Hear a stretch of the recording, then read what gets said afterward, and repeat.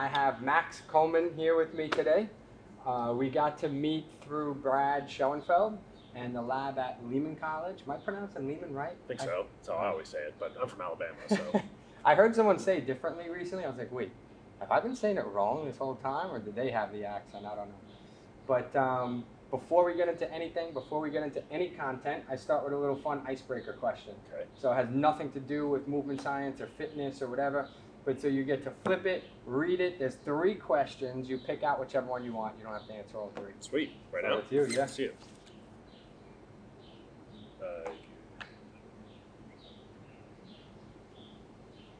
Oh man, these are so good. I mean, feel free to answer. Yeah, well the first one is, do you believe criminals can truly be rehabilitated in prison?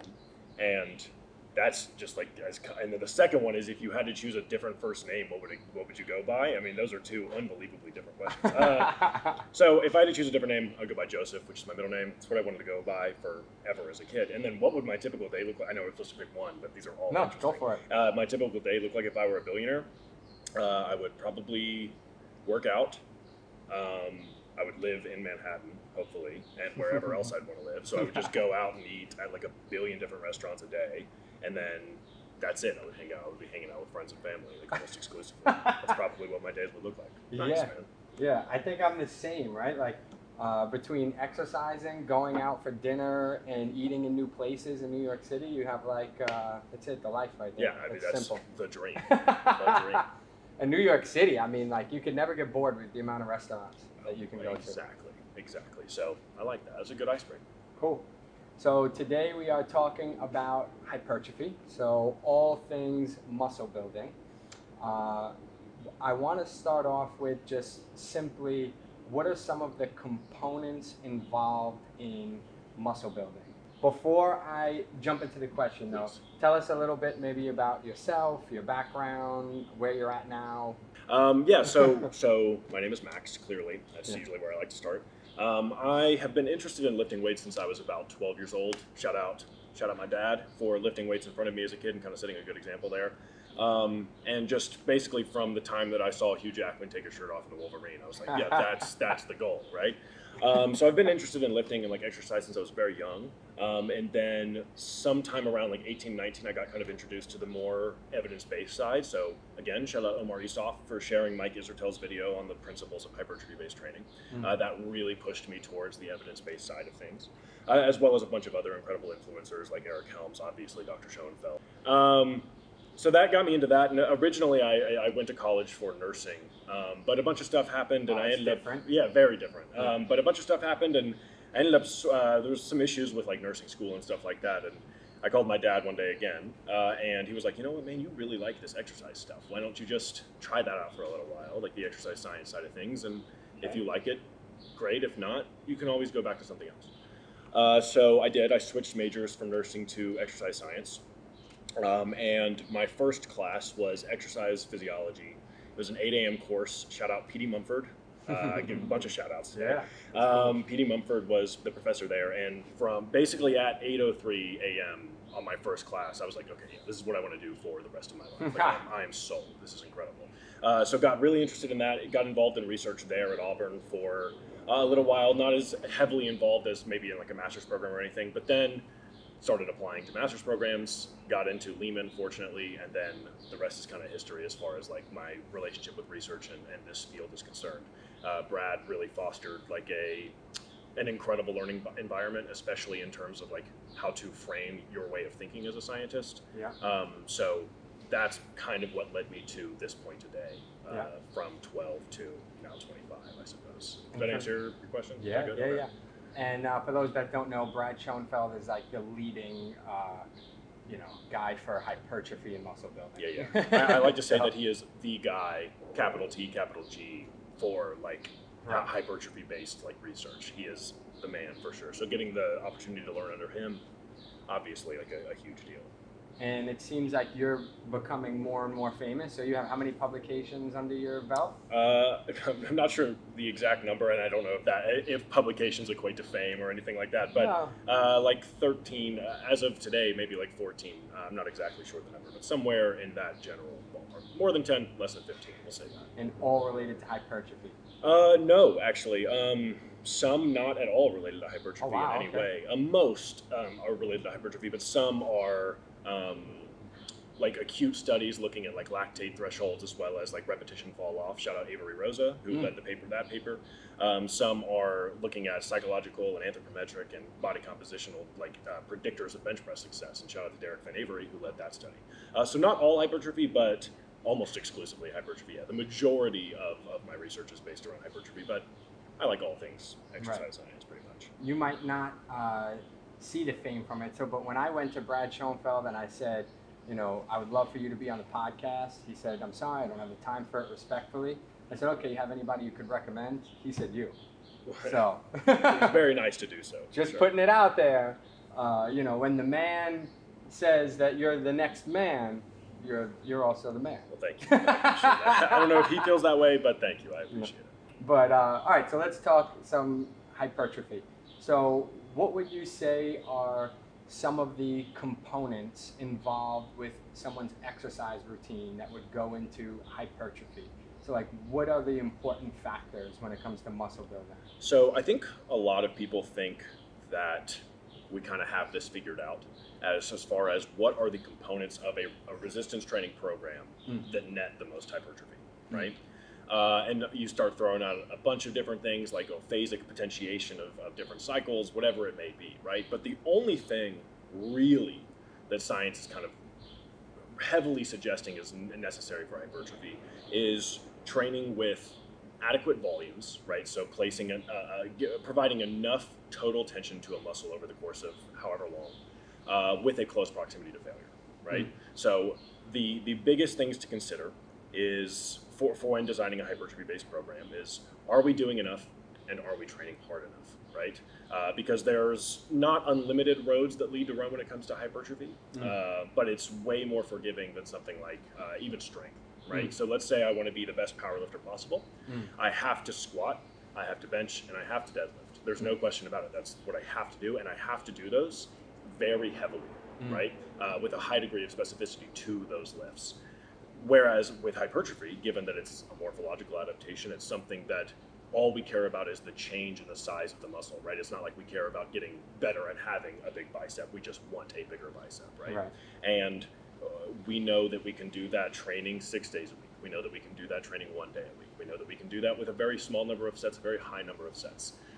We know that we can do that when we're training completely all out to failure. We know that we can do that when we're training 3 to 5 repetitions away from failure, right? So, and we know that we can do that with basically any exercise that involves some degree of elbow flexion, right? So all of that is to say, kind of a long-winded answer here, but the things that matter most when designing a hypertrophy-based program, right, are we training each muscle that we care to grow with adequate volumes, somewhere around 10 to 20 sets per week, per muscle, right? And are we training with a relatively close proximity to failure? Anywhere from 5 to 0 repetitions in reserve, if that makes sense, right? So those two things right there, and then maybe, you know, bias your exercises to longer muscle lengths. Right. But aside from those, the rest is kind of, you kind of have a lot of autonomy with the way you get to go about setting up your resistance training program for hypertrophy.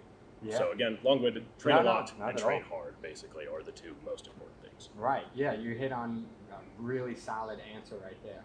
So, I guess so in some of the other areas, like range of motion is a hot topic right now, I feel like. Would you say that research is pointing in the direction of it matters, but there's still some looseness there of we're not fully sure, we can't conclusively say that? Yeah. So when we're talking about hypertrophy, because we're not necessarily, when the question was asked, like, how do we set up a program designed for hypertrophy? But the question changes when we say, how do we set up a program for maximal hypertrophy, right? So we have a good number of studies, 5, shout out Milo Wolf.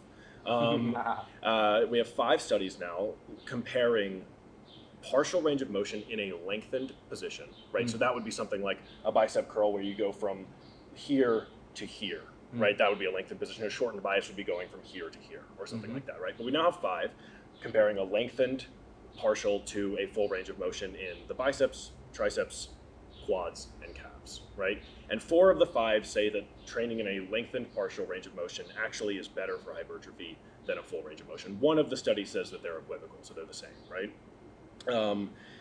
So I would say that research is pointing in the direction of partial range of motion being better for muscle growth than a full range of motion. Now, can I say that with 100% confidence? Well, actually, yes, I can say with 100% confidence that the research is pointing that way. Right. But can I say with 100% confidence that that is the case all the time for every single muscle?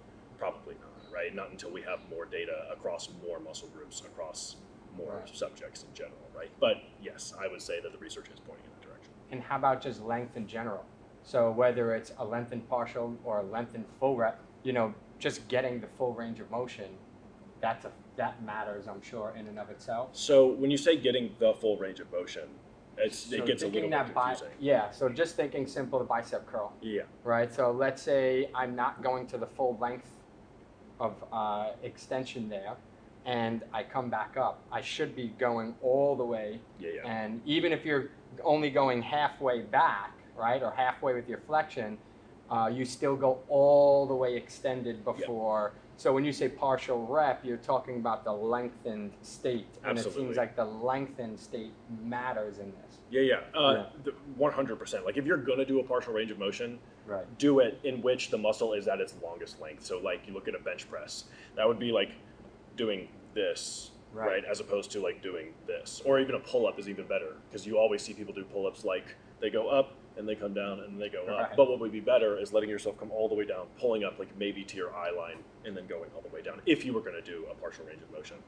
Not super clear as far as if pull-ups are better or for the back musculature in general. But something that I love talking about with lengthened partials is there's ways to do lengthened partials with a full range of motion, if that makes sense. Because what we're talking about is increasing the time in a set that we're spending at longer muscle lengths. Or most of the energy that we're using for that set is coming from the muscle in positions of longer muscle lengths. Sounds confusing, I know. But if you look at something like a lateral raise, right, with a dumbbell, the hardest part of a lateral raise with a dumbbell is right here, right, when the muscle is as short as possible. And the reason for that is because, well, twofold. One, the lever arm is the longest, so it's just the most amount of torque my muscle has to produce. But also, the force, gravity, is pulling straight downward. So when that force is directly perpendicular to the axis of rotation, right, that's when it's going to be the hardest.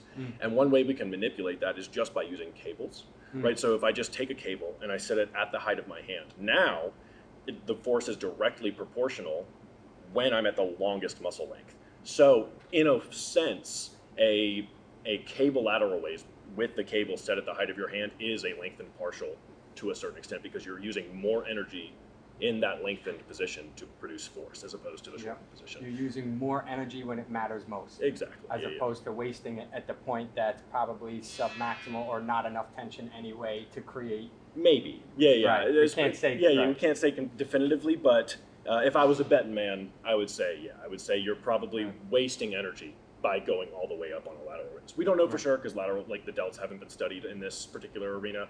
But if they follow the same trend as other muscles, yeah, absolutely. Okay. Would you say that there's any muscle killers? So meaning by, for example, doing too much cardio, by doing too much of something, I guess like you said, wasting time in range of motion that might not be the most optimal. Are there any muscle killers? I don't know if that's the same question, just in reverse, or if something comes to mind. So I would, because remember, it's the same thing earlier. Like, it's a dial, not a switch, and we were talking about like what do you need for a hypertrophy program versus what do you need for an optimal hypertrophy program. People love turning dials into switches. They love taking something that is a continuous variable and making it binary. So like protein, for instance, if you don't have protein after your workout, people switch like, oh, workout was pointless, you're not going to grow any muscle, whereas it's really just turning that dial down a little bit, right? And I would say that goes for almost anything actually, really nothing exists in binary almost, as far as human physiology is concerned, right? So I would say that there are muscle killers, like no question about it. There are things you can do to really blunt like the hypertrophic effect of exercising. Like for instance, if you're taking an absurd amount of NSAIDs, like non-steroid anti-inflammatory drugs, right? Non-steroidal Advil. That will have a significant effect on your ability to grow muscle, right? But if you took a little bit, it probably wouldn't have nearly as big of an impact, right? And that goes with anything else, like cardio or any sport-specific thing that you're doing, right? You do too much cardio, eventually, yes, it's going to impact your ability to grow muscle. Things that I would say are muscle killers in a more easy and binary sense, like sleep. Like if you're not sleeping enough, that's going to have a huge impact on your body composition. If you're not consuming adequate calories, not even just protein at this point, but like adequate calories. And I don't mean you have to be in a surplus for growth, right? I just mean if you're not eating enough calories to like sustain life, like, you know what I mean? Like if you're drastically under eating, you're going to have a lot of trouble growing the most amount of muscle you can, or really any muscle for that sake. So muscle killers are the ones that are kind of like very obvious, if that makes sense. So like just not training, like or just doing things that hurt really, really badly, or getting injured. Like muscle is really hard to build, but it's really easy to hold on to, which is nice. It's kind of like language in that regard, where like learning a new language is really difficult, but once you get it, like it's there for the most part, especially if you like have done it for a really long time. Like if you went to Spain and only spoke Spanish for a good 2 years and you came back to America, your English might be not great if you didn't speak any English while you were in Spain.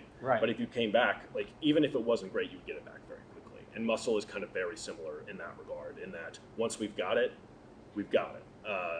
And we have to do kind of a lot to lose it, if that makes sense. And once we lose it, it's easy to get back even. So muscle killers, there just aren't as many as people think. Like you even said optimal at one point, and optimal, like suboptimal. Shout out to Dr. Pack. He was the first person I ever heard say this, but suboptimal can be 98%.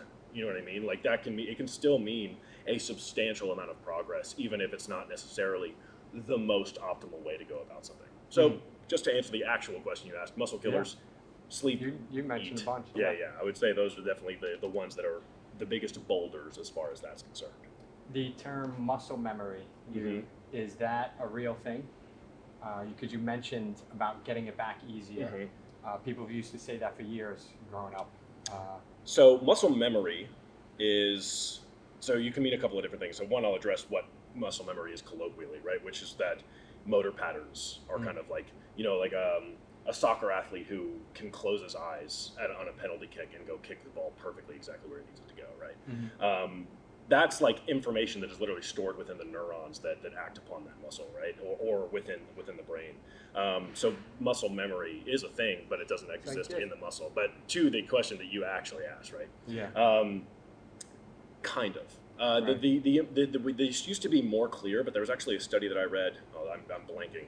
I'm not going to be able to come up with a name or anything post it like later. that. Yeah. I'll try and send it to you so we can put it in the show notes or something. But they basically looked at like periods of detraining, and they actually saw. So there was a long time we thought that when you exercise, right, your skeletal muscles are multinucleated. It's a really cool thing about them. When we exercise, what do you mean by multinucleated? There are multiple nuclei. A nucleus, right, is in almost every single cell. And that nucleus contains all the genetic information that you need for that cell to process the way it's supposed to, right? I think. I'm not a physiologist or a biologist, so if I get any of this wrong, I do apologize. But most cells have one nucleus, and that's it, right? But muscle cells, because of their volume, they are huge, inches long, some of them, which is crazy to think about when you think about how small a cell is, right? Generally speaking. Because of how big they are, it's very beneficial to have multiple nuclei across the volume of that cell so that they can regulate the processes at those different regions within a muscle, right? So when we exercise, our muscles grow, those muscle cells get larger, and eventually they get so large that a nucleus in a particular region isn't able to do enough far enough away, if that makes sense. Like it's another part of the cell gets so far away that it's more efficient for us to throw another nuclei from satellite cells that surround the muscle to that area, right? Think about it as like an expanding company. Your company gets big enough to where you need to hire a manager for this location and this location. It's the same thing, right? And for a long time, we thought that once that myonuclei was donated, it never went anywhere. It was there to stay, right? And that led people to believe that was maybe one reason why your muscles would grow like more quickly if you lost them. Like, so you have an individual who loses a bunch of muscle because of detraining or whatever, maybe they come back to the gym, they're going to grow muscle back much quicker than if they had never trained in the first place, right? However, there was a study, this is the one I was just saying, that came out that actually showed a depreciation in nuclei after a long period of detraining. So maybe there is something to the myonucleo domain theory, but it seems like it's not as equivocal as we maybe once thought, if that makes sense. It's not as clear and concise as we may once thought, or conclusive. So with that being said, there's still, the phenomenon still exists, right, of people holding on to muscle really well and gaining muscle back quicker upon return to the gym. We just don't know why. We just don't know exactly why, and I have a couple of theories that are just anecdotal, like crapshoot theories, right?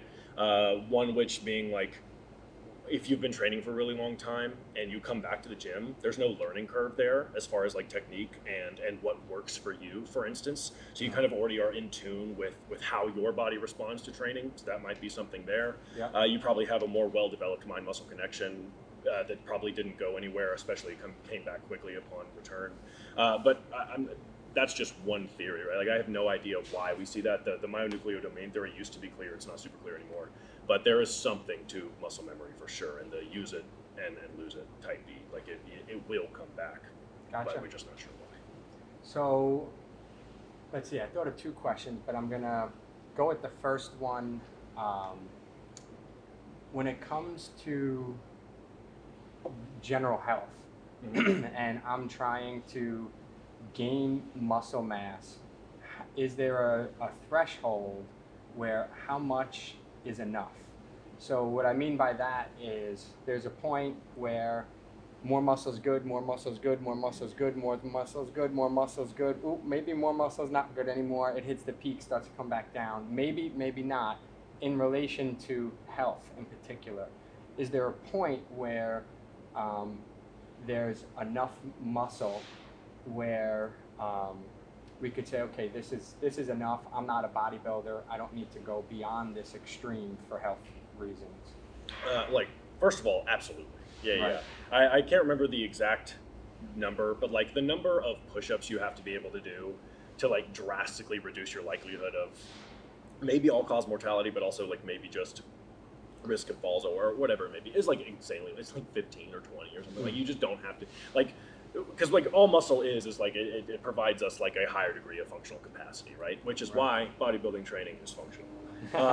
So absolutely there is some point where it starts to flatline. Now I want it to be clear, once we start talking about anything that has to do with anything that's not just strictly muscle growth, in meaning like in athletic populations, so like for health, it's beyond my scope of practice, right? So take everything I say with a grain of salt, or a grain of sand, or whatever it is.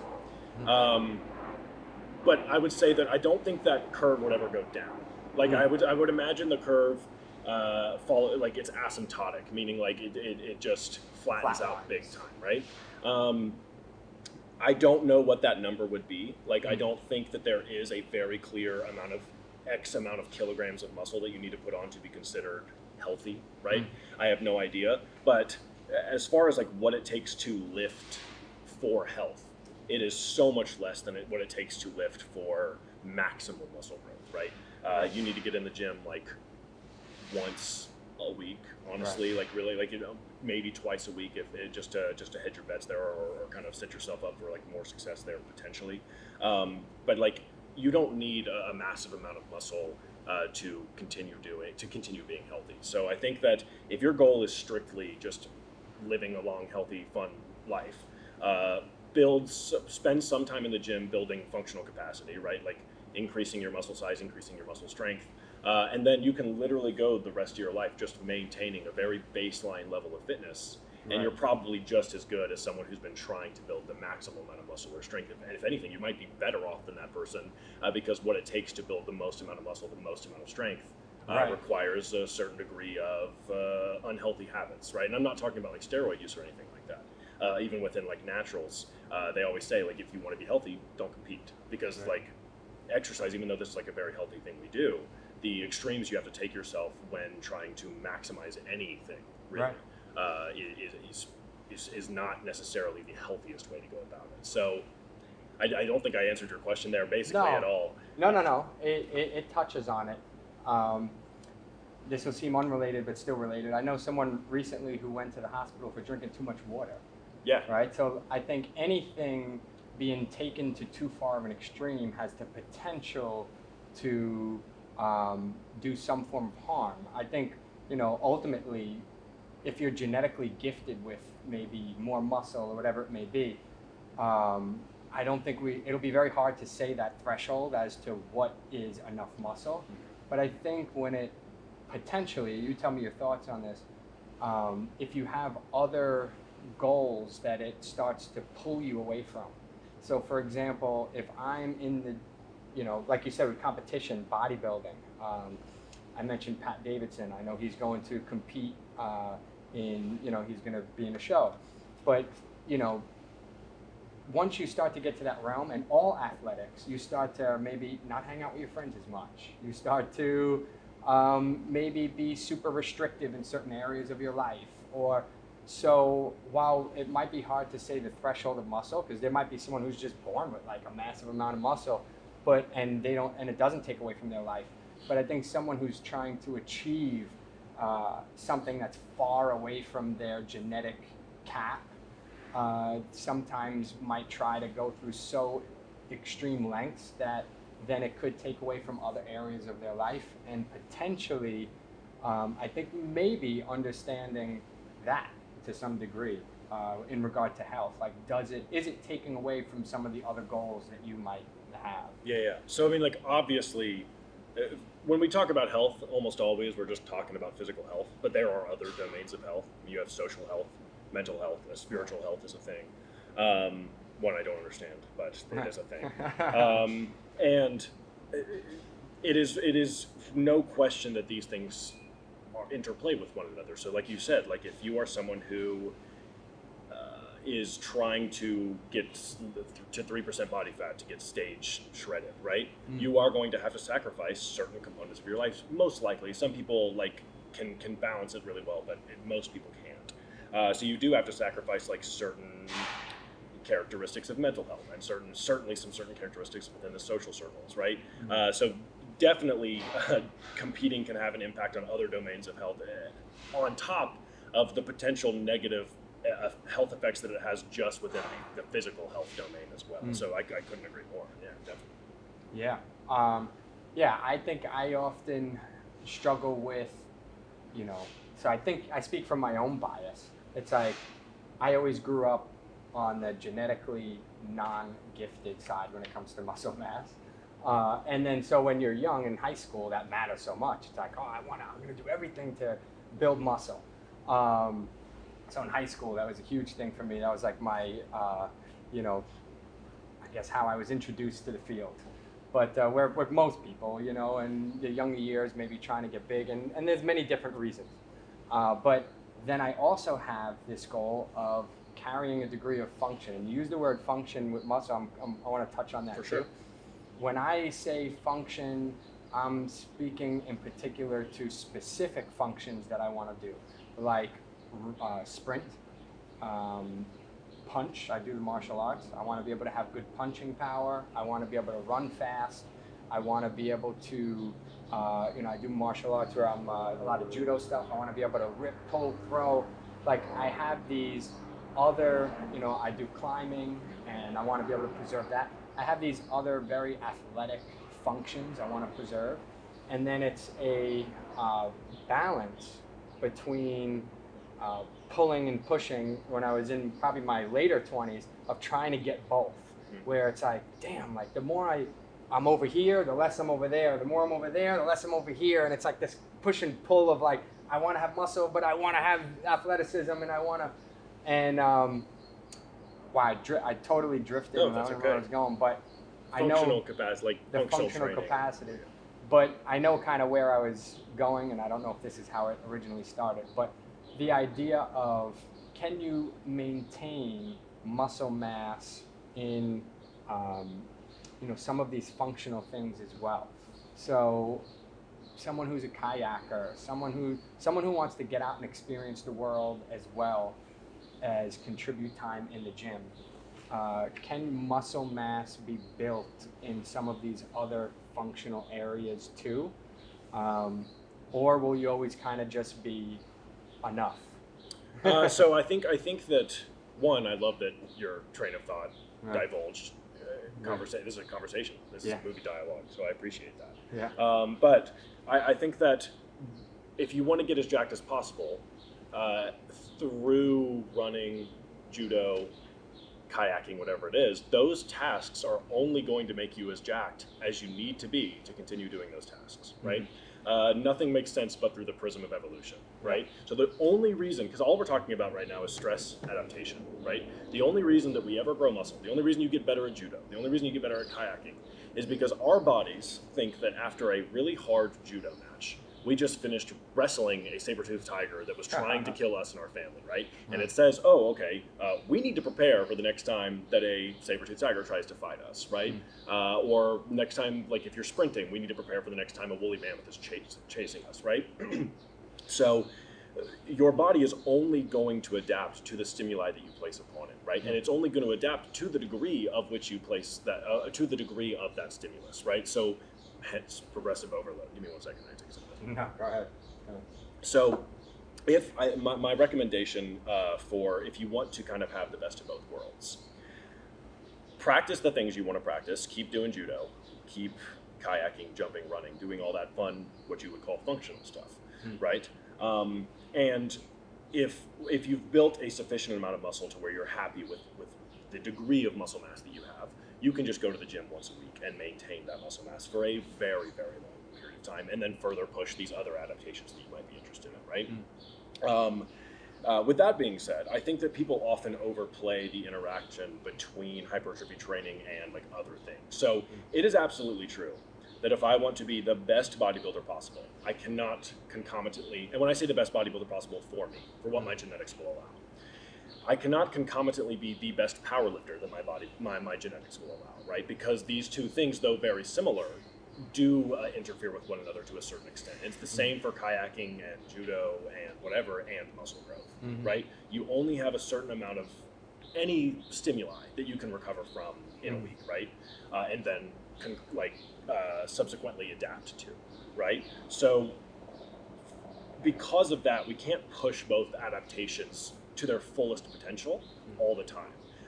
But because it is so easy to maintain things like muscle mass, like language, other skills that we learn as humans, what you can do is you can push one adaptation, maintain that adaptation very easily with much lower work than it takes to adapt to that new baseline, and then push the other skills that you're interested in as well. So if you are happy with the degree of muscle mass that you currently have, which you should be, you're a jacked dude, you can then go to the gym much less than you had been to build that degree of muscle, just to maintain it, and then you can start focusing on those other things that you like we're talking about as well. So things like if you want to get better at judo, or if you want to get better at kayaking, whatever it may be, right? So I think that would be, taking a phasic approach to that, I think would be your best bet. Yeah. There were two pieces there. There was something about, it's all right, I'll jump to the next question, and then if I remember it, I'll come back to it. But I'm going to push this back. I hope it doesn't. No, go ahead. I'll double check. Yeah, you're good. Okay, sweet. Oh, once a week.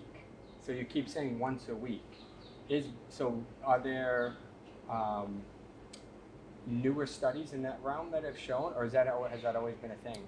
So I'm just pulling on one study. One, I'm pulling on anecdote, but also there's one study. I know there are multiple studies showing that maintaining muscle is easier than gaining it. The volumes required are much higher or lower, depending on, But there's one study in particular, and we'll also send this one to you because I'm not a freak and have PMIDs memorized or anything like that. But they had individuals for, it was 16 weeks, so 4 months, train with 27 sets of quads, right? There was like legs, it was like squats, leg extensions, leg presses, 3x3x3, like 3 times a week. So something like 27 sets for 16 weeks. Older and younger groups. Built a substantial amount of muscle in their quads over 4 months. Then they did 32.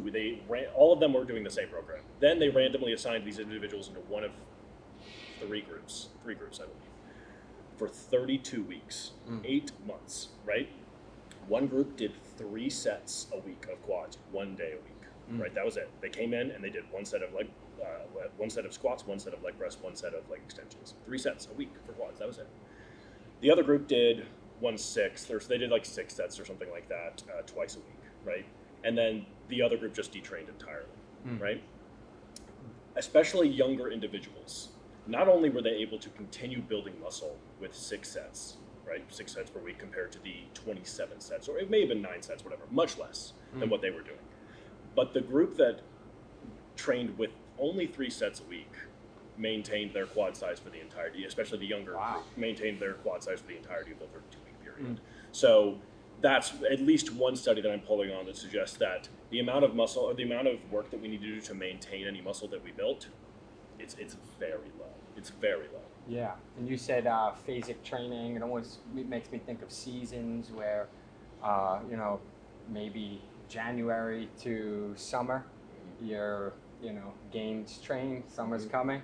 Then winter, you're just on maintenance or something of that realm. It makes me think of the benefit of seasonal type of training too. I think that seasonal, because like I don't think you need periods of growth and maintenance. I think you can just always be in periods of growth, assuming that you're managing your fatigue properly, right? Now, I'm not saying that means you never have to take breaks from training. I know that my study said deloads are bad, but I don't think that, obviously, exclusively. But I think that you can always be in periods of growth without needing periods of maintenance, but it's just nice to know that if anything in life comes up, because hopefully the people watching this have lives outside of training, right? I know that people in our world, like, this is our life. But there are other things we care about as well, right? And it's nice to know that we can be in periods of maintenance without worrying about all of our muscle falling off, right? But with the seasons thing is nice because rather than maintenance, what we usually do is like you build muscle. You're trying to gain weight. Like if you do typical bulk cut cycles, you try to gain weight for, I don't know, like August to March or something like that. And you cut down for summertime just so you can, you know, go to the beach and take your shirt off or whatever. And then you start building muscle again. Like though that thing is kind of nice. The seasonal thing is nice just for like social reasons. But I don't think it's like a necessary thing to like maximize growth or anything like that. Yeah, it's valid. It's good that you're mentioning that too. I was still thinking through my personal lens of maintain. You know, I can spend more time on my athletic things I want to maintain in the fall and winter, and maybe spring, summer, focus on gains training. And I do want to make one thing clear. Like, you can push both adaptations at the same time, no question about it. You can be getting better at judo and getting bigger at the same time. It's just a matter of maximizing one or the other too. And I think people tend to overplay overestimate, whatever it may be, the interaction of those two processes. Yeah, I used to say you get 10 coins, right? When you teach, you're teaching to kids, you're teaching, even my personal trainer. So you got 10 coins. Where do you want to put those 10 coins? You want to put all 10 in muscle building? Do you want to put 5 in muscle building, 5 in athleticism? Do you want to put 10 in, I don't know, your business life, whatever? You only got 10 coins. So yeah, of course, you know, you could definitely keep adding coins to both at the same time. Like 9 coins over here for 6 months, 1 coin over here for 6 months, and then vice versa, right? Just to keep those, exactly. I think that's a beautiful analogy. Yeah. So, yeah, just another way to think about it. When it comes to genders, so for females and muscle building, you could don't worry about it. Yeah, we're recording, but you could. Sure, I can finish up. It's all right. You can finish up to you. Yeah. Or I'm in no rush, so we can even just take a break if you want while you do this. I don't care. How long do you think you'll be? Literally, I'm just kind of cleaning up this patch and that's it. Yeah, Sweet. no worries. You keep rolling. Yeah, cool. Yeah, All right. Like I won't hear much anyway. Cool. But you know, it's nice to speak from my bias. You know, and I'm speaking from my perspective. But I have a wide range of people listening, a lot of females that are listening as well. And when it comes to muscle building for females, are there gender differences? Will females gain as much muscle as men using the same protocol? Or are there any considerations to think? So, research separating the sexes out is limited. Right, we don't have a ton of research, especially muscle like hypertrophy-based resistance training literature. Nice. It was a leaf. I thought it was one of those whatchamacallit. It was beautiful, man. We don't have a ton of literature looking at the disparities between them. Generally speaking, the forest plots kind of line up, and you see that there are very similar responses to different training protocols between males and females, right? And we were pretty confident that, like, proportionally, women do grow the same amount of muscle as men do following similar resistance training protocols. It's just that the baseline level of muscle is lower, so it's the same proportional amount of muscle, even though they're not ending up with as much muscle as the males do, if that makes sense. Okay. So I would say that generally, given the state of the literature that we currently have, treating males and females the exact same with respect to resistance training designs is probably a safe bet. And trying to tease out any drastic differences between how females and males respond to training with this current state of the literature is kind of a fool's errand, personally. But also, it's just not like my area of expertise, so I'm sure someone can tell me why what I just said is so silly and why there actually is a huge difference between why males and females respond differently to training, though I don't think they do. Right, yeah. And I'm sure, so hormonal factors like testosterone, or would that play a role in the amount of muscle building? So if you're a woman with more testosterone or a male with more because just like you said before, it's the dial, Yeah. right? So I did a whole episode on, with trans athletes and things like that, and speaking about hormone levels and how it can fluctuate. But so you might have a female with high testosterone, and you could have a male with lower testosterone. But so do hormones play a role in the muscle growth factor as well? So absolutely. Yeah. Testosterone does have a big impact on our ability to grow muscle. Interesting fact, and I really hope this is right, and I'm not about to make myself look stupid. Women have more testosterone than they have estrogen. Okay. And so do men. It's just that estrogen is or testosterone is a precursor to estrogen, I believe. I'm sure someone's going to tell me why that's wrong. Again, not a physiologist, so we're kind of outside of my realm of expertise here. But yes, testosterone will have a big impact on our ability to grow muscle. No question, it's why we take exogenous testosterone in a lot of instances to grow more muscle, right? However, a lot of people only talk about testosterone when they talk about differences in growth prediction, right? But that's not the case at all, right? We have androgen receptor density. We have proportions of type 2 muscle fibers compared to type 1 muscle fibers. Pain thresholds. Like, are you someone who's just able to expose yourself to more pain, and within this context, a closer proximity to failure than someone else? Like, all of those things, like satellite cell sequestration, like, there's so many different things that impact our ability to grow muscle that oftentimes we just don't even think about. Like, does someone sleep better than another person? Like we have no idea. You know what I mean? Like, so oftentimes we like to talk about testosterone because it's like a big buzzword that is important for muscle growth, but we like to take something that's multifactorial and turn it into like a monofactorial thing, right? Where, oh, this person has more testosterone than this person, they are going to build more muscle. Are we sure about that? Because this person could be entirely type 1, this person could be entirely type 2. And even though they have slightly lower testosterone than this person, we can't be sure that they're going to grow more or less muscle. So yes, testosterone does impact our ability to grow muscle, no question about it. But can we only look at that factor to then predict if someone's ability to put on muscle mass? Of course not. Yeah. I think when people are trying to understand stuff, they love the switches. I like your switch and dial. People love turning dials into switches. Yeah, they just love it, and just because it makes it more simple, but it's just not that way. There's just so many factors at play. Yeah, I mean, it's like the same thing as like introvert and extrovert. So this is just something that I love talking about in general. Is like humans love putting stuff into boxes. You know what I mean? People just, and understandably so. Like it makes sense why we like that. We like things that are pretty and organized and set up in a way that's easy for us to understand. But carbon-based life forms just don't exist that way. Like, we just don't. And like, for instance, like, you take just the reason I brought introvert and extrovert up. Like, do you know anyone that falls squarely into either one of those categories? You know what I mean? Like, there's no one who there's very few people who purely hate interacting with other individuals, and there's very few people who always want to be around other individuals too, if that makes sense. So like, I think that's just the most basic example of why trying to create binary or discrete cutoffs between different factors doesn't work, especially with human beings. Yeah, I couldn't agree more. So thinking about some muscle building myths. You don't have to rack your brain at all, but if there's just any that come to mind. Don't have to rack your brain at all, because Right. there's a billion. Yeah. Yeah, for sure. Like growing up, again, you just hear, especially in the bodybuilding world, the gym culture of, oh, do this, do that. Everybody's like, you know, the scientist who knows it all. And then all of a sudden you start to realize, okay, no, there's actually, there's definitely some myths here, you know, and people 100%. just blowing stuff out there or whatever it may be. So maybe the top, maybe whatever ones come to mind, maybe if there's 5 or so or 3 myths that come to mind within the past 10 years that we've debunked.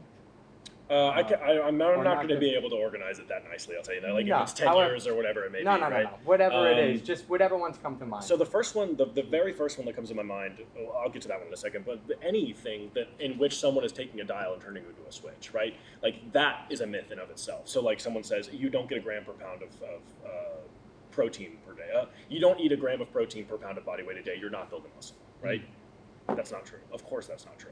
Not only is it not true because 1.6 grams per kilogram or 0.7 grams per pound of body weight is just as effective, but it's not true because it's not like you don't reach that threshold and you're just not growing anymore, right? It's just that you're not growing as much. And then, like, so any instance in which someone is like, I've said this before, anytime someone gives you an absolute, like, it's almost always a myth because, like, there are so few absolutes or superlatives ever within anything that comes to hypertrophy-based training, right? I don't want to cut you off. Please. I just did a post recently. It said something like, always and never are reserved for those who are emotional. Like those, it was something, I kind of like tried to word it finessely, but it's... I'm with you though, yeah. I think that I actually have a post on Instagram that basically, like, anytime you hear someone say always, guaranteed, never, every single time, always, like any of that, like, just be wary of what they're saying because it's almost never the case that any superlative exists within hypertrophy-based training, right? But any instance where someone's turning a dial into a switch, that's a myth, and they're as prevalent as people are. But the number one thing that came up when you were saying what's the first myth, it was progressive overload. Progressive overload is absolutely necessary if you want to continue growing. However, the way we think about progressive overload is very misguided and almost entering in myth category, right? Entering to myth territory. Because a lot of people think that means that every single time we have to go to the gym, we have to do more than we did the week before, right? Which is just not how it works, right? Like, if I go to the gym today and I do 135 pounds for 3x10 on the bench press, and it's really hard, like, next week, if I go to the gym and I do 135 pounds for 3 sets of 10 and it's really hard, do we just think that I'm not growing? Like, it's just not growing, even though it was still an incredibly challenging thing. I was still creating a high degree of force within the muscle. Like, I don't think there's any reason to believe that it's not causing growth, right? So, like, with progressive overload, thinking that you need to go to the gym and do more reps, do more weight, do a shorter rest period, whatever it means, every single time you go to the gym, that's like one of the biggest myths that you still see prevailing today. Another one would be, like, if things are harder, that's better. Like, something being harder or more challenging makes it better for whatever adaptation you're trying to incur. That's really silly, like, and doesn't really make a lot of sense too. Like, for instance, if we're doing like leg raises, like hanging leg raises, right? And you're like, we're training your abs. Like, if I come and I'm punching you in the stomach while you're doing those, that exercise gets a lot harder.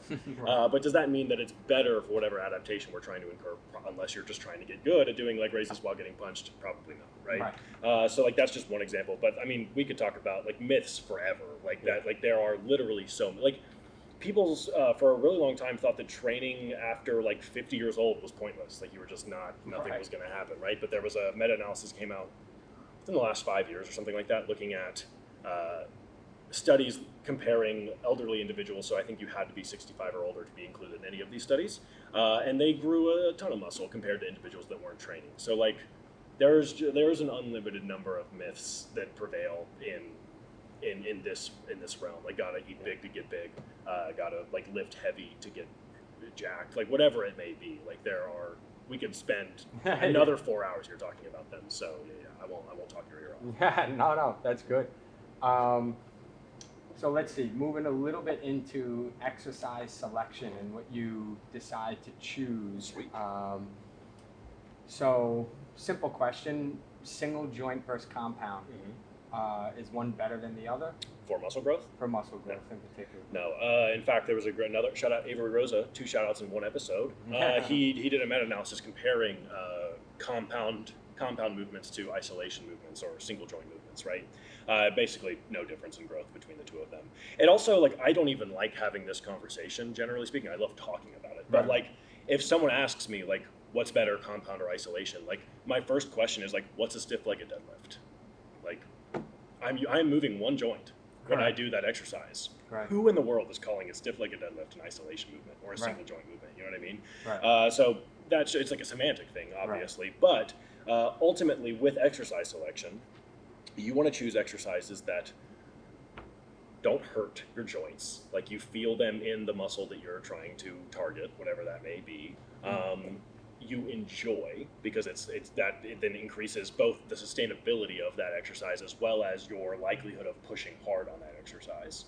And you probably want to choose exercise that, again, bias that lengthened position, right? So something like a preacher curl versus like a regular dumbbell curl, right, is probably better because there's more energy being spent in that lengthened position as opposed to the shortened position, if that makes sense. But ultimately, do you feel it in the muscle and not in the joints surrounding that muscle in a negative way? And do you enjoy it? Is it like something that you're going to be able to do for a long period of time? And then if you're really looking to maximize hypertrophy, yeah, it's probably best to choose exercises that kind of place the majority of the emphasis on that either stretched or lengthened position for that muscle. I like that you said feeling it in the muscle, not the joint. That's a good thing for people to consider regarding pain. What about more ground and less ground? And when I say ground, I mean, for example, the more things that I have stabilizing me. Stability. Yeah. Versus like a Bosu ball.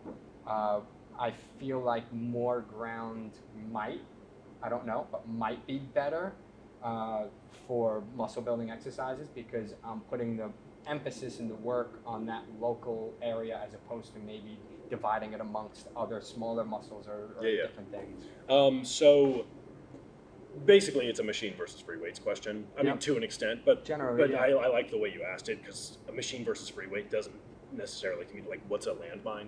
For instance, like a landmine attachment for a barbell, like that makes something way more machine-like than bar free weight, like, but it's still a free weight, right? Anyway, so I do like the question. I think there is a threshold by which once you surpass that threshold of stability, any more stability probably isn't going to make a big difference, right? So once you step off that Bosu ball onto a free weight squat, I don't think you're going to get any more growth out of a Smith machine squat than you are a free weight squat necessarily, right?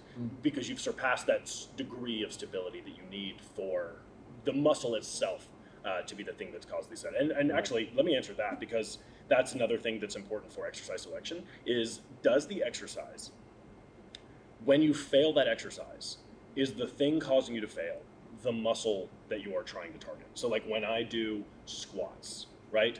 And let's say I'm squatting for my quads, because that's the majority of the reason most people squat. Is the reason I'm failing that squat because my quads could no longer produce force to overcome the load that I'm using? Or is it because I'm out of breath, or because my lower back is fatigued, or because my glutes are fatigued, whatever it may be, right? So that's just another criterion for exercise selection. With respect to stability, I think we're kind of like overcorrecting to a certain extent, where we're saying that more stability, it's like, it's still a dial, but like people are turning it they think that it turns all the way up the more stable that you get, but it seems like there's a non-linear relationship there, right? And we have evidence to support this. So like there was a meta-analysis published, I believe this year, looking at machine versus free weights. Again, no differences between the two at all, really. And not even, it's very limited data in general, even within that meta-analysis, to say that very conclusively. But I would be surprised. Now, my answer as a bro, taking off my science hat and putting on my, like, this is my anecdote hat now, I would say that generally speaking, machines are a better choice for most people. However, not all machines are created equal, right? So like, there are some, let's take this one, the squat, a barbell squat, right? Assuming you're someone who's like built in a way that allows them to sway, your femurs aren't 20 feet long or anything like that. Like, squatting is really hard for me, but it's still not so difficult that I wouldn't get any quad growth from it, right? That is probably not as good because of the length of my femurs, right? Is probably not as good as something like a Smith machine squat, right? Because a Smith machine squat, I'm able to lean up against the bar. I'm not gonna fall back, and that allows me to sink much deeper into that squat position, a higher stretch, and therefore likely more growth of the quads, right?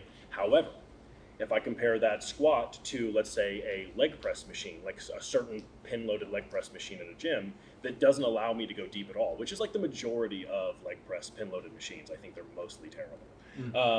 That even though it's a more stable exercise, because it's just not all machines are created equal and some kind of suck, Right. like I would take the squat over that in that particular instance. So like stability, like you were saying, like that wasn't one of the criterion for like my exercise selection thing. Assuming you've surpassed like a threshold, yeah, it's probably not a good idea to be doing squats on a Basu ball, but that kind of falls under the umbrella of, is the thing causing you to fail that lift your quads? When you're doing a Basu ball squat, Yeah, I like that a principle. Basu, that's a hard thing to say 5 times fast. If you're doing some exercise on a very unstable surface, it's unlikely that the muscle you're trying to target is going to be the reason you fail, if that makes sense. So once you pass that threshold, I don't think it really matters so much.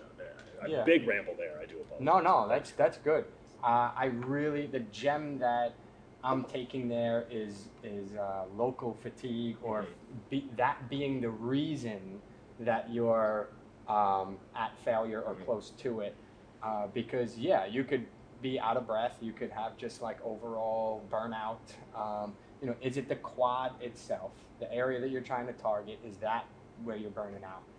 Is that where you have the most fatigue? That's a pretty simple, solid principle. Honestly, I think that might be the only one now that I'm thinking about it, because like most things, aside from the like biasing and the lengthened position, Right. like even the enjoyability and sustainability thing, like, and the joint thing, like if you're feeling it in the muscle versus the joint, like those both fall under the category of, is the reason you're stopping that set because the muscle itself is what's causing you to stop. Right. Because like if you're doing an exercise that, even if it's a really good exercise for you, like let's say you're just built to squat, and the squat's like your top plats, and a squat is just a great exercise for your quads, but you hate the squat, you might end that set because you just hate the fact you're squatting, and it has nothing to do with your quads. So I would say like one of the most important things for sure is the reason you're failing that exercise the muscle itself you're trying to target. And remember, this is exercise selection for muscle growth, so that's just an important caveat, obviously. Yeah, a lot of good stuff there. I'm gonna take a quick peek at this just to see. Please, man. Because I wrote, just a couple things down. I want to make sure I hit the big ones. Oh, here's a good one. So if somebody wants to, so let's say I'm, in the gym and I'm hearing a lot of things from other people, and I'm wondering if they're a myth or not. And I want to do my own homework and stay up to date on research, or like, are there any good places that you would recommend for someone to look? Or for example, when new studies do come out regarding hypertrophy, what are the top places that someone might find them? Yeah, so I don't typically recommend individuals go straight to the source, right? I think Eric Helms has a really good point on this. He's like, if you don't understand what people are saying in the methods and the results, there's no reason for you to be reading that study. You're probably just not going to understand it. Like, it's better for you not to just go read the discussion, which is easier for most, and the introduction, which is easier for more like lay people to understand, because you might come out with the author's interpretation of the findings versus your own, right? But so that's why I typically don't tell people to go read studies like primarily necessarily, right? So if you want to stay up to date with the research that's going on, there's a ton of people you can follow. Steve Hall at Revive Stronger is amazing. All of the guys at 3DMJ, which is the company Eric Helms started, Renaissance Periodization, Stronger by Science, Built with Science. Like there's a ton of different sources, and I can send you links to each one of their websites and stuff like that. And there's a bunch more too that I'm forgetting. Yeah. But there are those sources are really good if you're trying to stay up to date with the best practices regarding evidence-based hypertrophy training, if that makes sense. Yep. A question I wanted to ask when we were talking about exercise selection, are there any exercises that would now be considered bad, maybe for thinking about joint health? Like for example, behind the back press, or, something like that. So again, we're moving outside of my area of expertise, right? So just take what I say with a grain of salt here. I have recently become of the opinion, I've recently started adopting the opinion that there may be no such thing as good or bad positions. So like I recently wrote a post about posture and how there's really no good or bad posture, right? These are just positions that we're now assigning some degree of morality to, right? Yep. And I think the same could be extended to training, right? So you look at something like a behind the neck barbell press, right? I don't think that there is anything inherently dangerous about that position. You know what? Let's take another one, a more even egregious or controversial one, a rounded back deadlift, right? I don't think that there is anything inherently bad about doing a rounded back deadlift. I think that most times when we see injuries in this field, within especially hypertrophy-based training, it comes down to a misapplication of capacity and load, right? Are you taxing a system so much, so quickly, that it is unable to recover from that level of taxation, right? So, with that being said, let's say that I'm doing a rounded back deadlift, right? And I gradually expose myself to different loads over a long period of time. Is there any reason to believe that that exercise is worse or more dangerous, assuming you do it appropriately, right? Which is what the prescription we give for every exercise, like a regular deadlift as well. We say, like, you know, just be safe, work up gradually over the course of time, and don't try to rush or outrun your own body's capacity to recover, if that makes sense. And that goes for any position in any exercise ever, right? Yeah. So it's not my area. I'm not super confident that all of what I just said is completely true. But I think the reason we see like a high degree of injuries when people do rounded back deadlifts or something like that, right, is the same principle. They are then exposing their body to a load that is not in concordance with their capacity to handle it. So like when someone's doing a deadlift and their back rounds and then they get injured, it's because in that particular position they were in, they were not equipped to handle the load that they were using, right? Yeah. Had they been doing rounded back deadlifts the whole time, that was the way that they were exposing themselves gradually over time to that load, then I don't think we would see an injury occur at that exact moment, if that makes sense. Yeah, I could hear some of that. Like I used to say, people would talk about hamstring pulls, and I'd say, well, usually, like, we play like a big Thanksgiving football game, and like everyone's like, oh, you're gonna pull your hamstring, let me stretch before the game. I said, well, there's a lot of different reasons, but let me tell you this. The reason you're probably pulling your hamstring is just because you don't sprint, and now you're sprinting out of nowhere.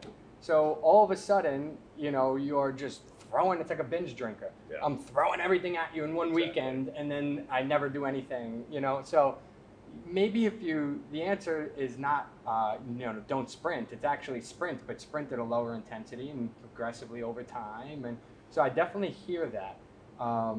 I wonder if some positions could be more or less efficient meaning like your body might not be able to handle as much in this type of position, whatever it may be, where you'd have to really start really low, and it's like so low that it might not be as, might not be the place you want to see them.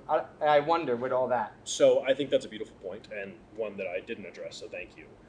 When I say there are no good or bad positions, I am speaking exclusively from an injury perspective, right? Yeah. So like when we do squats with a high degree of knee valgus, which is where your knees kind of like cave in towards each other, right? We typically look at that as a bad thing, right? And what I start to do with my clients now is, instead of saying, hey, whoa, that's like, whoa, you're like gonna hurt yourself, I say, hey, your quads are in a much better position to pull when your knees are stacked over your ankles as opposed to in like this. So I approach it from a optimal force production standpoint, not necessarily like a pain or injury prevention standpoint. So there are positions in which you are better off being in what we would call a good position for the purposes of like muscle growth, right? Or maximal force production. But I was just talking about positions with specific to injury prevention, if that makes sense. So I definitely agree with what you were saying. Yeah, I hear that too. It's funny, like as you talk, it's a good conversation. I think of like 5 things, and I'm like, oh, that's a good one to talk about. That's it. And then all of a sudden I zone in. I say, what, just pay attention. Then we get to it, and I'm like, wait, what was I going to say again? You're good, man. You're good. But man, there was a piece about that with the progressive overload and efficiency and exercises. Maybe it'll come back to me. No worries if it doesn't, dude. I'm sure we can figure out some other stuff to talk about anyway. Yeah, so let me see what we got here. how big is big enough, power, direction, top mitts, some protocols for all genders, muscle killers. We hit a lot of stuff. I'm going to hit you with one thing here that we're going to see if we can have some fun with this and answer a couple of these in rapid fire. I'm going to tell you what they Try are my first. best. Yeah. Yeah, and I know almost like, so I'll tell you what they are, and we can talk through it first, and then we can try to spitball it. I want to see, if possible, can we get everything within a minute clip and try to post that. But so the components involved in hypertrophy. So for example, when we say, man, this is going to be hard. Maybe you tell me if you want to or not. But I say range of motion, and then you tell me, you know, generally speaking, it should be in a lengthened position. Yeah. Or I say rest periods. You can say rest periods should be on average longer, shorter, 2 minutes. What would you say for rest periods? So rest periods, I would say that rest long enough until you're sure that the next set is ended because of the muscle we're trying to hit. So like it's the same thing as exercise selection.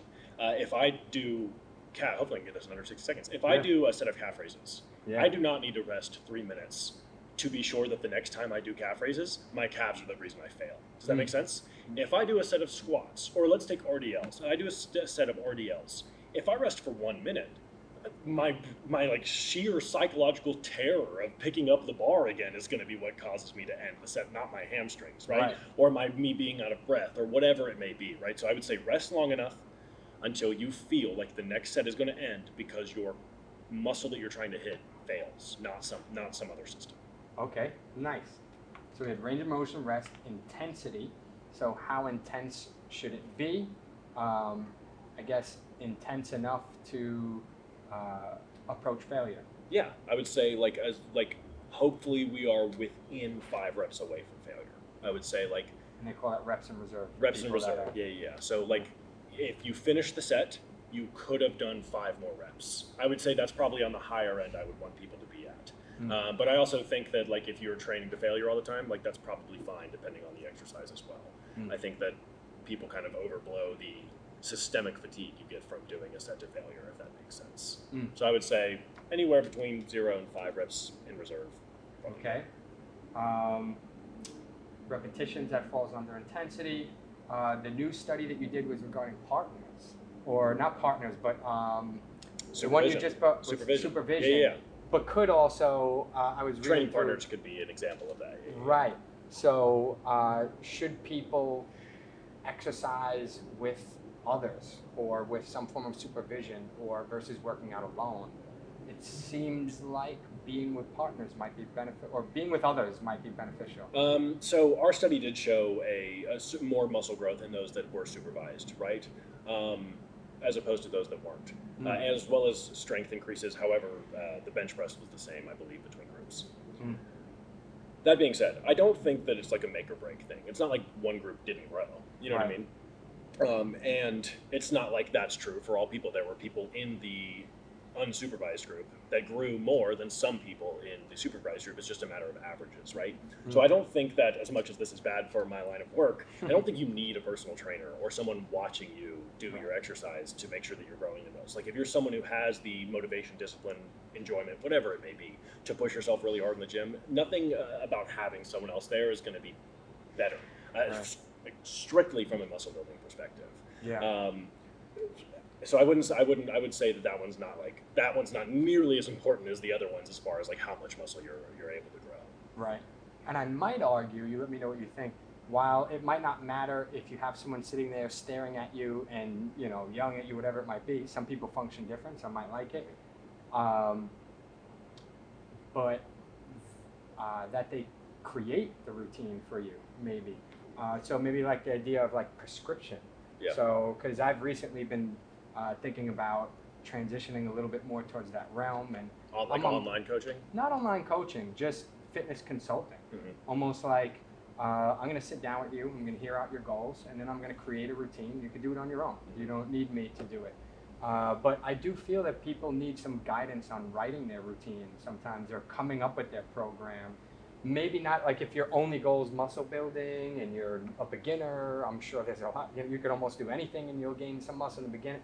But I think generally speaking, people can definitely benefit from exercise prescription being from someone who's a professional, even though you don't have to be there the whole time. Yeah, so that doesn't necessarily apply to the study that we were talking about because we did Right. that. We gave these individuals a program to go do. It's not like we said, go do whatever you want. Right. We just gave them something to go do. And then the exact same program, we just watched these other people do, right? So I don't know if that necessarily applies to that specific study, but I will say, we talk about this stuff as if things are life or death, or Right. things are like going to make a huge difference. It's funny, But truth is, like, if you go to the gym consistently, you train hard, and you're doing things generally pointed in the right direction, me giving you a more optimal, nuanced program is going to make very little difference in your ability to grow muscle. Very little. Now, people do really enjoy that confidence of I have this person who I know knows their shit. So if they write me a program, I can be very confident that it at least is pointing me in that right direction, right?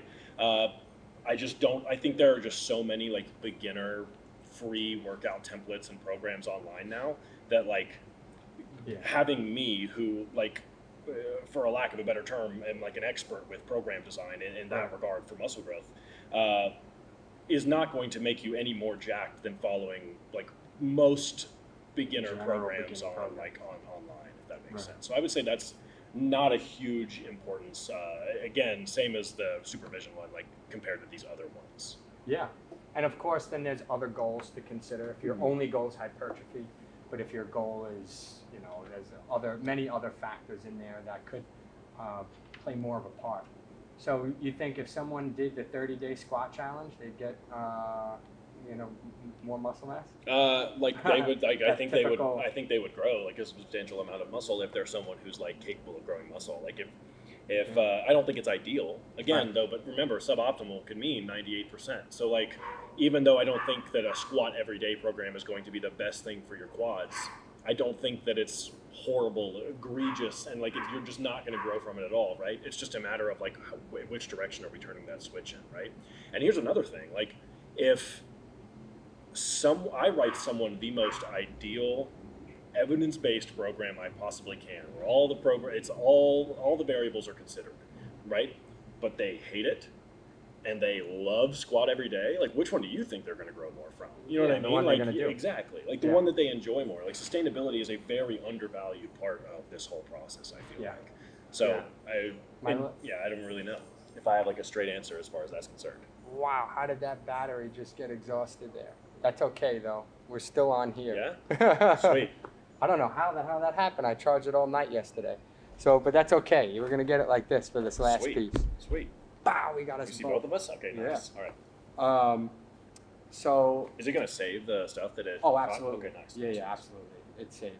All right, so let me see if I can do this because it's very hard to speak in absolutes and flipping the switches and all that. But let me see. I'll try it. You let me know what you think. So range of motion, generally speaking, in a lengthened state is better. Rest. Oh man, I lost that one. You said as long as you are able to re-fatigue that same muscle again? Basically, like rest long enough to where the thing that ends the next set is the muscle. Right. That you're trying to target. Intensity, approaching close to failure, maybe 5 reps in reserve. Days per week, it depends on your experience level, but could be anywhere from 1 to 5. 6. Yeah, I'd say if we're talking about muscle growth, days per week, 2 is kind of the minimum. Okay. 6 being the maximum.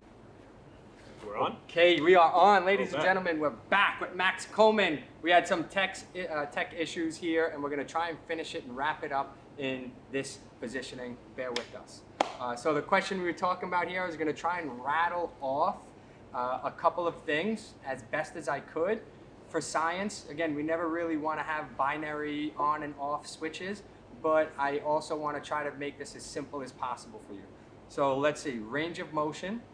We want to be in as much of a lengthened position as we can, or length seems to matter. Regarding rest, you want to rest long enough that you're able to just re-fatigue that local muscle as opposed to being fatigued in other areas. So maybe, for example, if you're huffing and puffing, you don't want to go into that exercise still with your heart rate high and breathing heavily. You want to try to bring that down so that we can focus our attention on the muscle we're trying to train. So far, so good. Beautiful. All right. Intensity, we want to come as close to failure as possible, or not as close to failure, maybe 5 reps in reserve, I think was about. We just want to be, generally speaking, less than 5 repetitions in proximity to failure. But anywhere in between 0 and 5 is probably doing pretty good. Good. Regarding days per week, I believe we said it could potentially be anywhere from 1 to 6. It could depend on what, if you're in a maintenance phase or if you're trying to build, but there's some flexibility with days per week. For sure. Single joint versus compound doesn't seem to matter much. What matters more about exercise selection is that you're choosing exercise that fatigue the muscle you're trying to grow. Back to that same point. Beautiful. And that was the rapid fire. Yeah, well done. Yeah, I think that was good. I think you were pretty much there with it. Okay, cool. Last question I had, hopefully we still got this on the camera, but your favorite protein source and how do you cook it? So Max also is into some cooking. I said I'd throw a cooking question for fun. Favorite, it depends on bulking or cutting. So if I'm bulking, my favorite protein source is, actually, regardless, I guess my favorite protein source is any sushi. And with that, if that can be an answer, that's my answer. But more normal answer would be salmon, like a salmon fillet with the skin on it. If I'm bulking, that is like, and I'm just frying that in olive oil with salt and pepper, and that's it. That's one of my favorite things on the planet. But when I'm cutting, one of my favorite things to do is to make like a stew of chicken thighs, like boneless, skinless chicken thighs, which aren't as lean as like boneless, skinless chicken breast, but still like unbelievably delicious. And like still very macro friendly. I like to stew those with just water and gochujang and salt and pepper, and that makes like a really delicious, very filling stew. And then when I'm really dieting, like I'm in the last couple of months of the last couple of weeks of my diet, I'll do boneless, skinless chicken breasts that I'll slice very thin and marinate in like soy sauce, Shaoxing wine, salt, pepper, and a little bit of baking soda, which makes it like very tender, even though it's like boneless, skinless chicken breast. So those are my 3, chicken and fish. Those are my 3 favorite protein sources, depending on which stage of my diet I'm in at the time. It sounds like you have an Asian influence in there. I love what they do over there in the kitchen, for sure. Yeah, they know their shit, most definitely. So I just want to formally thank you for being on the episode. I'll be sure to connect you with everybody on Instagram, post all of your stuff. I sincerely appreciate you taking the time to come on, and I had a blast at this. Yeah, thank you so much for having me on, man. I really appreciate it. Thanks, Hopefully Max. we'll do it again sometime. Definitely. Sweet. All right, everyone.